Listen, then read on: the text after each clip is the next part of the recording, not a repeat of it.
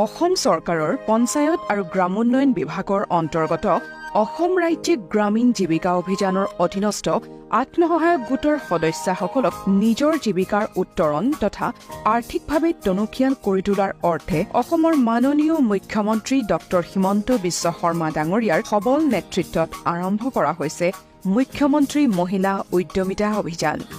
এই আঁচনিখনৰ মূল উদ্দেশ্য হৈছে আত্মসহায়ক গোটৰ সদস্যসকলক গ্ৰাম্য ক্ষুদ্ৰ উদ্যোগী অথবা লাখপতি বাইদেউ হিচাপে গঢ়ি তুলিবলৈ তেওঁলোকক অতি কমেও বছৰি 1 লাখ টকাকৈ উপাৰ্জন কৰিবৰ বাবে অনুপ্ৰাণিত কৰি তোলা। প্ৰথম পৰ্যায়ত যোগ্য আত্মসহায়ক গোটৰ সদস্যসকলক অন্তত এটা ব্যৱসায় আৰম্ভ কৰিবৰ বাবে উদ্যোগীকৰণ পুঁজি হিচাপে 10,000 টকাকৈ প্ৰদান কৰা হ'ব। মুখ্যমন্ত্ৰী মহিলা উদ্যমিতা অভিযানৰ আবেদন পত্ৰসমূহ 18 জানুৱাৰী 2024 তাৰিখৰ পৰা 25 জানুৱাৰী তাৰিখলৈকে ৰাজ্যৰ জিলাসমূহত সুকলমে বিতৰণ কৰাৰ লগতে গাঁও পঞ্চায়তত উপলব্ধ আবেদন পত্ৰ পূৰণ কৰাৰ বাবে অহা 18 জানুৱাৰীৰ পৰা মণ্ডল পৰ্যায় সংগঠনসমূহত আত্মসহায়ক গোটৰ মহিলাসকলক প্ৰশিক্ষণ দিয়াৰ ব্যৱস্থা কৰা হ'ব।